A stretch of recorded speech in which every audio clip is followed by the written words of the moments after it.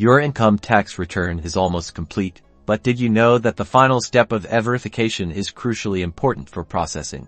Once you've successfully filed your income tax return online, the Income Tax Department requires you to verify. This digital signature confirms the authenticity of your submitted information, ensuring speedier refunds and compliance. Let's dive into the simple process. The most common and easiest method is using Aadhaar OTP after filing your ITR.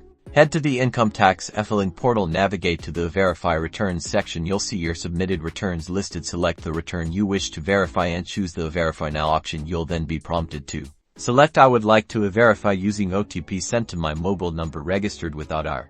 Click on Continue. A one-time password, or OTP, will be sent to your mobile number registered with Aadhaar. Enter this OTP in the designated field on the portal and click Validate. You've now successfully verified your return using Aadhaar OTP.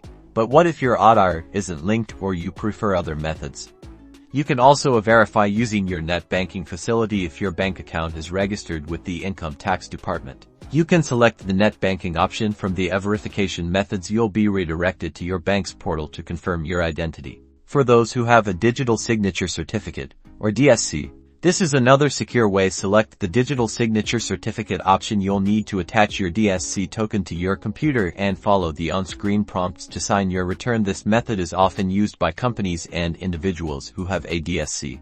Regardless of the method you choose, e-verification solidifies your tax submission and avoids the need for sending your signed ITRV by post. It's a vital step for seamless processing and timely refunds. Don't forget to verify your income tax return promptly after filing.